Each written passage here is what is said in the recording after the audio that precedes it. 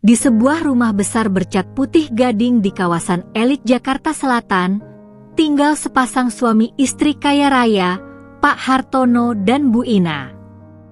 Rumah itu megah, bersih, dan selalu tampak rapi, berkat tangan seorang wanita paruh baya bernama Bu Misah, pembantu yang telah bekerja di sana selama lebih dari 5 tahun.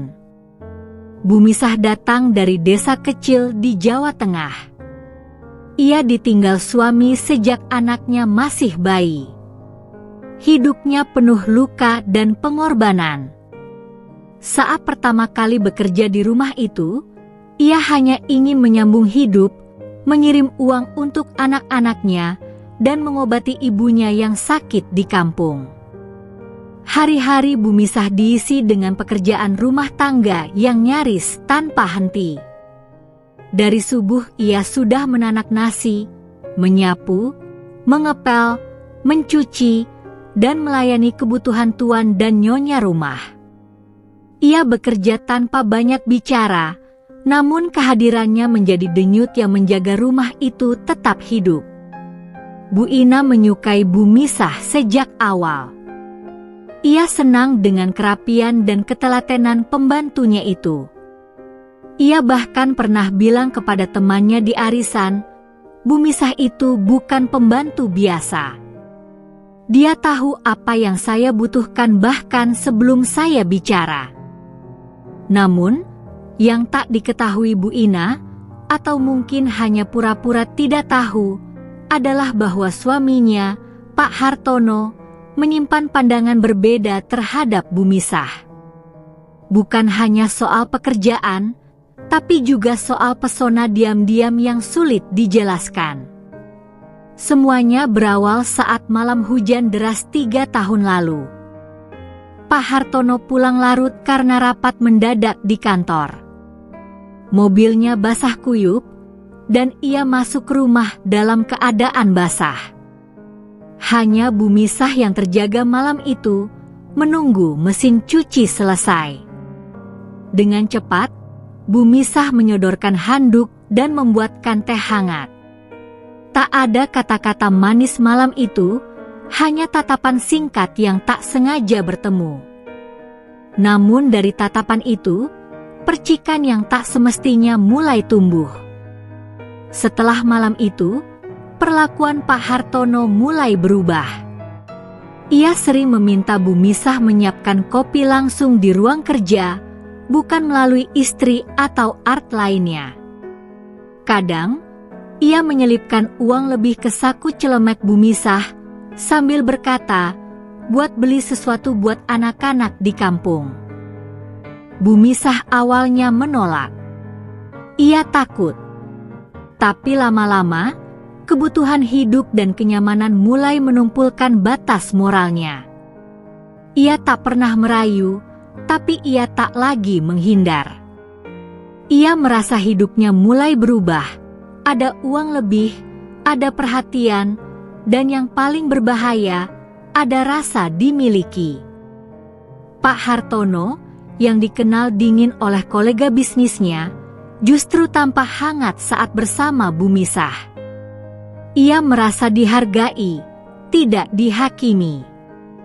Ia bahkan pernah berkata, "Kamu lebih tahu aku daripada istriku sendiri." Kalimat itu melekat di hati Bu Misah lebih lama dari yang ia akui. Sementara itu, Bu Ina tetap dalam dunianya yang mewah. Salon, arisan, yoga, dan perawatan wajah jadi rutinitas hariannya. Ia jarang memeriksa apa yang terjadi di dapur atau ruang tamu. Tapi bukan berarti ia buta. Kadang, Bu Ina menemukan kemeja suaminya wangi parfum wanita yang bukan miliknya. Kadang, ia melihat cara Pak Hartono memandang Bu Misah terlalu lama. Namun ia memilih diam. Ia bukan wanita bodoh, Ia hanya terlalu takut kehilangan kenyamanan yang telah ia bangun bertahun-tahun. Ada kalanya, Bu Misah berdiri lama di depan cermin kecil di kamarnya yang sempit. Ia menatap wajahnya sendiri. Usia 45 tak bisa berbohong. Ada kerutan di sudut mata, ada bekas lelah di pipi. Tapi sekarang, ia memakai bedak merek mahal dan lipstik tipis yang dulu tak pernah terbayangkan. Ia tahu hidup yang dijalaninya penuh kebohongan. Tapi saat melihat kiriman uangnya cukup untuk menyekolahkan anaknya ke SMK, dan obat-obatan ibunya tak lagi putus, Bu Misah menelan semua rasa bersalah itu. Suatu pagi, Bu Ina sedang duduk sendiri di teras belakang. Ia melihat Pak Hartono berjalan ke arah dapur, lalu terdengar suara tawa ringan dari dalam. Suara Bu Misah.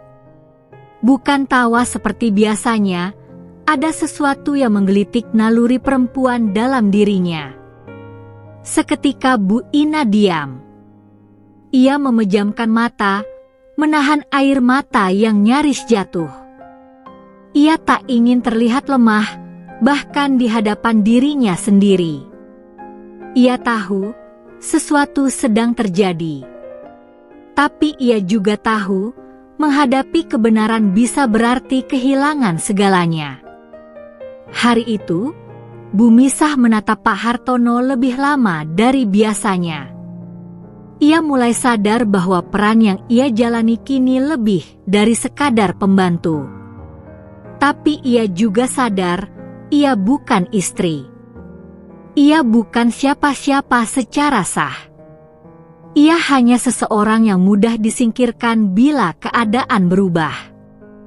Namun anehnya, semua tetap berjalan seperti biasa.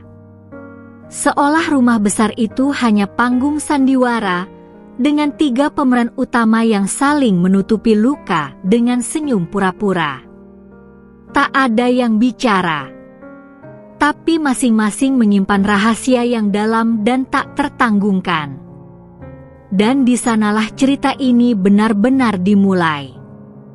Sejak pagi itu, perubahan perlahan menyelinap ke dalam rumah Pak Hartono. Bu Ina semakin sering termenung di ruang tengah. Pandangannya kosong, meski tangannya tetap sibuk membalik halaman majalah mode yang tak benar-benar ia baca. Ia tak pernah secara langsung memergoki, tapi firasatnya sebagai istri tak bisa dibohongi. Ia mulai memperhatikan lebih saksama. Tatapan suaminya saat Bu Misah lewat, senyum kecil yang sebelumnya tak pernah ia lihat selama bertahun-tahun pernikahan. Itu bukan sekadar keramahan. Itu bahasa tubuh yang hanya dimengerti oleh wanita yang pernah dikhianati dan memilih diam. Bu Ina menyimpan semuanya sendiri. Ia tak cerita kepada sahabatnya, tak pula menangis di kamar. Tapi setiap malam, ia duduk lama di meja rias, menatap wajahnya yang tetap cantik, namun dingin. Apakah ini harga dari kenyamanan? Batinnya lirih. Sementara itu, hubungan antara Pak Hartono dan Bu Misah tak lagi sekadar saling sapa. Pak Hartono kini sering pulang lebih cepat. Ia mencari alasan untuk menghindari makan malam keluarga dan memilih menikmati kopi di dapur belakang, tempat Bu Misah biasa menyetrika. Kadang mereka tak bicara apa-apa, hanya duduk berdekatan. Tapi di keheningan itu, ada sesuatu yang tumbuh. Bu Misah mulai merasa dibutuhkan bukan sebagai pembantu, tapi sebagai seseorang yang membuat lelaki itu merasa utuh. Namun rasa itu perlahan berubah menjadi cemas. Suatu hari, Pak Hartono memberikan kalung kecil berwarna emas.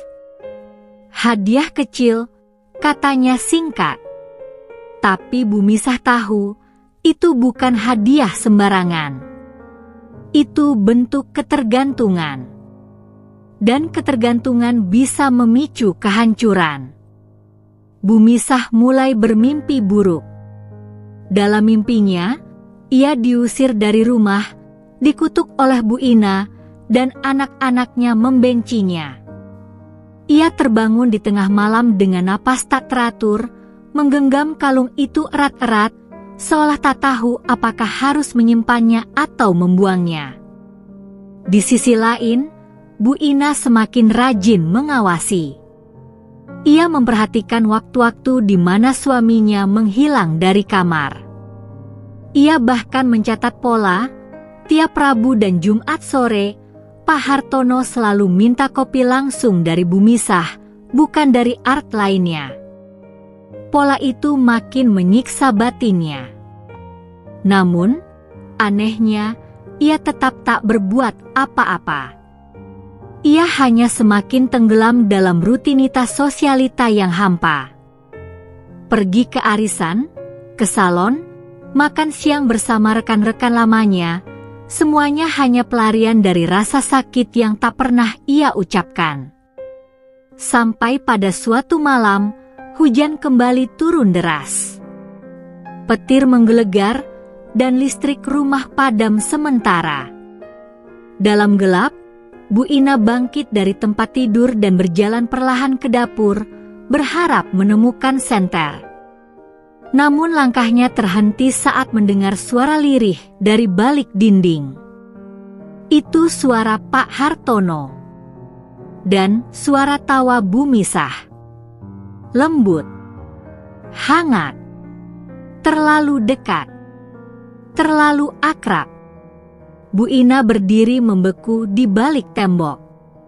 Ia tak melihat apa-apa, tapi cukup tahu bahwa yang ia takutkan selama ini bukan sekadar bayangan.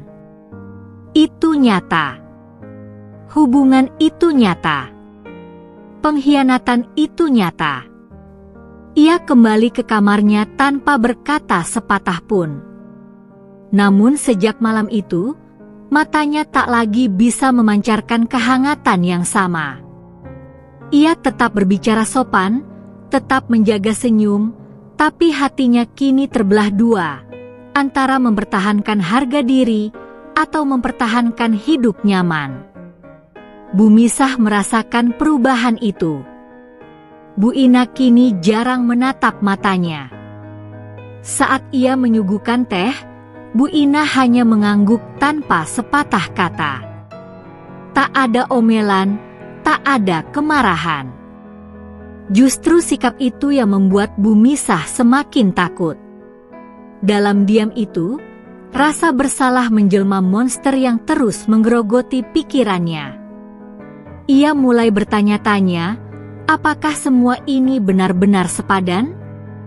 Apakah perhiasan dan uang cukup untuk menutupi luka yang ia ciptakan? Pak Hartono tetap tenang, seolah dunia tak berguncang. Ia menganggap semua baik-baik saja. Ia lupa bahwa kebohongan yang terus dipupuk suatu hari akan tumbuh menjadi pohon kebenaran yang tak bisa lagi ditebang. Di suatu sore, Bu Ina berdiri di depan cermin dan menggenggam ponsel suaminya yang tak sengaja tertinggal. Di sana, ada pesan singkat, "Makasih buat tadi. Aku kangen kalau Bapak lama gak ke dapur." Tangannya gemetar, tapi matanya tetap tajam.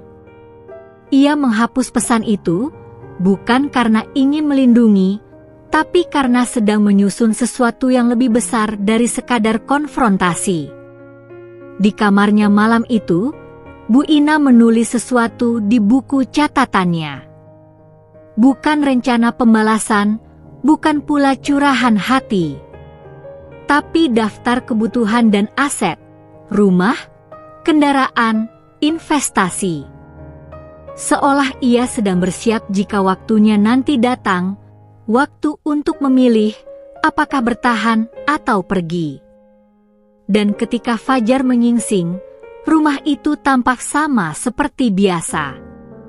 Tapi di dalamnya, ketiga tokoh utama sedang menyimpan bara masing-masing. bara yang siap meledak kapan saja. Hari-hari berikutnya terasa seperti berjalan di atas pecahan kaca bagi Bumisah. Ia masih menjalani rutinitas seperti biasa, menyapu, memasak, mencuci, namun setiap langkahnya terasa berat. Pandangan Bu Ina yang mulai dingin membuat jantungnya berdebar setiap kali mereka berpapasan. Pak Hartono tetap bersikap seperti biasa. Ia memuji masakan Bumisah, menyelipkan uang di laci dapur, dan kadang duduk diam bersamanya di teras belakang saat senja mulai turun. Namun bagi Bumisah, semua itu tak lagi semanis dulu. Ia merasa seperti hidup di ujung jurang yang sewaktu-waktu bisa longsor. Perasaan cinta yang dulu tumbuh diam-diam kini menjelma beban yang menyesakan. Setiap senyum dari Pak Hartono terasa seperti luka baru. Setiap perhatian yang ia terima terasa seperti pisau yang menusuk Bu Ina.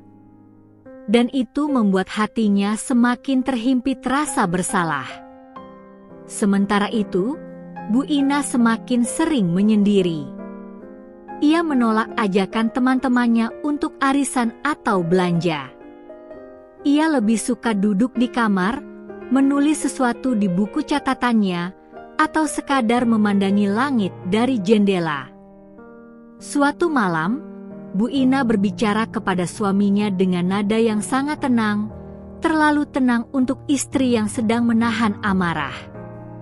"Besok, Reza pulang," katanya. "Anak kita butuh bicara dengan kita berdua." Pak Hartono mengangguk pelan, meski hatinya merasa tidak nyaman.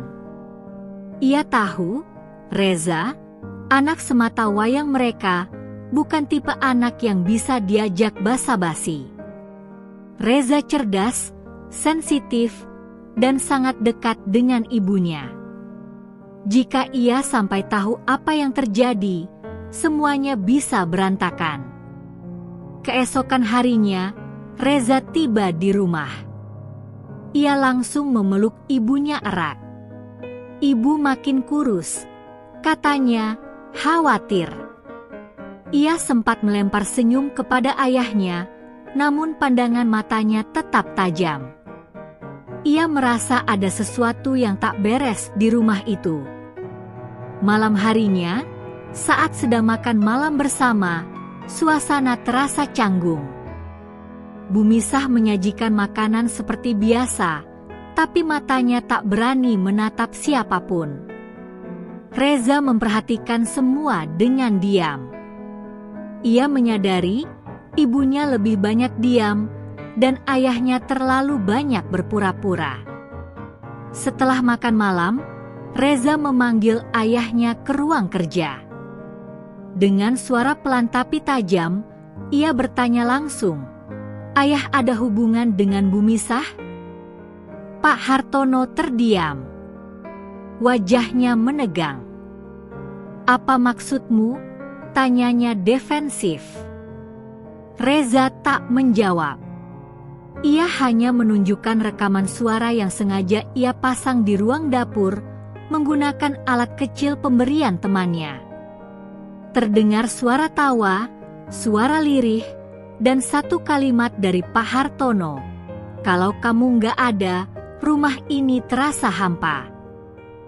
Pak Hartono hanya bisa menarik napas panjang. Ia tahu semuanya sudah terlambat. Ia tak bisa menyangkal. Tapi sebelum ia sempat berkata apa-apa, Reza meninggalkan ruangan dengan langkah berat, langsung menuju kamar ibunya. Di sana, Reza mendapati ibunya sedang menangis untuk pertama kalinya sejak ia tiba. "Ibu kuat, tapi ibu nggak harus sendiri," katanya sambil memeluk. Bu Ina akhirnya membuka semuanya. Ia bercerita tentang diam yang ia pilih, tentang luka yang ia simpan, dan tentang rasa takut kehilangan segalanya jika ia melawan. Reza menatap ibunya lama. Ibu nggak kehilangan siapa-siapa. Justru mereka yang kehilangan ibu. Kalimat itu sederhana, tapi menghantam hati Bu Ina seperti badai. Ia merasa diakui, didengar. Sementara itu, Bu Misah berjongkok di kamarnya yang sempit. Air matanya jatuh satu-satu. Ia mendengar suara pecahan piring dari dapur, suara pintu dibanting, dan suara tangis Bu Ina dari kejauhan.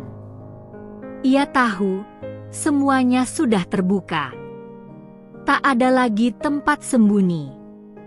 Keesokan paginya, Bu Ina mengajak suaminya bicara. "Kita nggak akan cerai, Hartono," katanya tegas. "Tapi aku juga nggak akan pura-pura lagi. Mulai sekarang, kamu dan aku hanya tinggal serumah. Bukan sepasang suami istri." Pak Hartono tak menjawab. Ia hanya menatap istrinya dengan mata yang letih. Ia tahu itu adalah hukuman yang jauh lebih menyakitkan daripada perceraian, hidup dalam rumah yang sama, tapi tak saling memiliki. Bu Misah berdiri di depan pintu kamar majikannya, membawa nampan sarapan seperti biasa.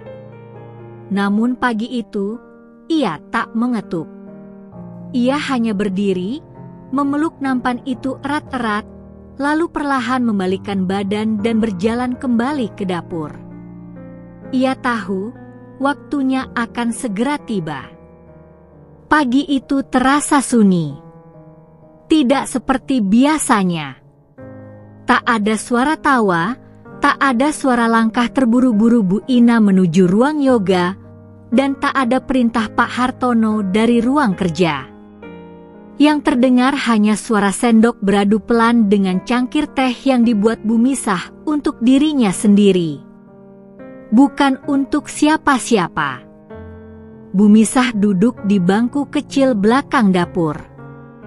Di pangkuannya ada sebuah tas kecil berisi pakaian, lipatan rapih dari sisa-sisa hidup yang pernah ia rasakan di rumah besar ini. Tangan kirinya memegang kalung emas pemberian Pak Hartono. Kalung yang dulu membuatnya merasa istimewa, kini terasa seperti rantai dosa. Ia memandang ke arah langit-langit dapur yang sudah mulai retak. Tempat itu menjadi saksi banyak hal. Senyum, kebohongan, bisikan, dan diam yang saling mengiris. Ia sadar tak bisa lagi terus tinggal. Bukan karena takut, tapi karena akhirnya ia ingin bebas. Dari kebohongan, dari rasa bersalah, dari cinta yang salah tempat. Pak Hartono duduk sendirian di ruang tamu. Wajahnya lebih tua dari biasanya. Rambutnya belum tersisir, matanya sayu. Ia belum bicara sepatah kata pun sejak malam saat Reza menggebrak pintu dan menyatakan semuanya sudah cukup. Bahkan Bu Ina pun tak mau lagi menyapanya, hanya memberi tatapan kosong seperti orang asing. Ketika Bu Misah muncul dengan koper kecil di tangan, Pak Hartono menoleh. "Kamu mau kemana?" tanyanya pelan. Bu Misah hanya tersenyum tipis, senyum getir yang tak mampu menyembunyikan luka. "Saya pulang, Pak," jawabnya pelan. "Waktunya saya berhenti."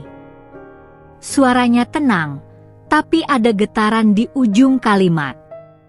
Ada luka yang belum selesai, dan kelegaan yang baru mulai terasa. Pak Hartono berdiri, ingin mendekat. Tapi langkahnya terhenti. Mungkin karena rasa malu. Mungkin karena akhirnya ia sadar, semua ini salahnya. "Aku bisa bantu, kamu nggak harus pergi begitu," katanya. Bu Misah menggeleng. "Justru saya harus pergi. Kalau saya tetap tinggal, Saya akan terus menyakiti orang lain. Saya nggak mau jadi bagian dari luka Bu Ina lagi. Dari lantai atas, Bu Ina berdiri memandangi mereka. Ia tak berkata apa-apa, hanya menatap wanita yang selama ini menjadi bayang-bayangnya. Tak ada kemarahan di wajahnya. Hanya rasa letih yang tak bisa dihapus oleh waktu. Bu Ina turun perlahan, dan untuk pertama kalinya setelah sekian lama, ia menatap mata Bu Misah secara langsung. Terima kasih, Misah, untuk semua pekerjaanmu selama ini. Dan karena akhirnya memilih pergi. Kalimat itu bukan ejekan. Bukan pula sindiran. Itu kelegaan. Seperti seorang ratu yang akhirnya bisa melepaskan beban yang selama ini tak pernah ia ceritakan pada siapapun. Air mata mengalir di pipi Bu Misah. Bukan karena hinaan, tapi karena ia akhirnya merasa diampuni. Maafkan saya, Bu. Saya manusia yang lemah. Saya hanya ingin bertahan hidup, tapi caranya salah, ucapnya dengan suara lirih. Setidaknya kamu tahu kamu salah, jawab Bu Ina. Itu jauh lebih mulia daripada terus berpura-pura benar. Mereka berdiam sejenak. Dua perempuan yang sama-sama hancur oleh seorang pria yang tak pernah benar-benar tahu cara mencintai. Pak Hartono hanya bisa menunduk. Tak bisa membela diri. Tak bisa membujuk siapapun. Ia sudah kehilangan keduanya. Istri yang dulu ia banggakan, dan wanita sederhana yang sempat membuatnya merasa hidup. Reza mengantar Bu Misah ke gerbang rumah. Ia tak membenci, tapi ia juga tak memberi simpati berlebih. Ibu saya bukan perempuan yang mudah menangis, tapi kemarin saya melihatnya hancur. Tolong jangan kembali lagi, ucapnya pelan, sebelum membukakan pintu pagar. Bu Misah hanya mengangguk. Ia tahu, ia tak pantas kembali. Ia menarik napas dalam-dalam, menatap sekali lagi rumah besar itu, tempat yang pernah membuatnya merasa punya arti, tapi juga tempat yang menyimpan aib paling menyakitkan dalam hidupnya. Angkot berhenti di depan rumah. Bu Misah naik tanpa menoleh. Di dalam kendaraan reot itu, ia duduk bersama ibu-ibu lain yang pulang dari pasar. Tak ada yang tahu bahwa wanita berkerudung lusuh di sana pernah menjadi rahasia dalam keluarga orang kaya. Di kampung halaman, rumah kecil milik Bu Misah terlihat sepi. Anak-anaknya sudah besar. Ibunya telah tiada. Tapi Bu Misah tahu, ini adalah tempat yang harus ia bangun kembali, bukan untuk kaya, tapi untuk tenang. Untuk memulai dari nol. Untuk menebus. Ia mulai bekerja di warung kecil milik tetangganya. Hidupnya tak lagi semewah dulu, tapi ia bisa tidur tanpa mimpi buruk. Ia bisa menatap cermin tanpa merasa hina. Dan untuk pertama kalinya dalam waktu lama, ia merasa manusia lagi. Di rumah besar Jakarta Selatan itu, Pak Hartono dan Bu Ina menjalani hidup seperti dua orang asing yang berbagi atap. Tak ada kata cinta. Hanya percakapan singkat soal tagihan atau jadwal rapat. Tapi Bu Ina tak lagi lemah. Ia membangun dirinya sendiri, dengan bisnis kecil, dengan sahabat yang mulai kembali, dan dengan kebanggaan bahwa ia bertahan, bukan karena pria, tapi karena dirinya sendiri. Dan begitu, kisah mereka tak benar-benar berakhir. Karena luka seperti ini tidak pernah sepenuhnya sembuh.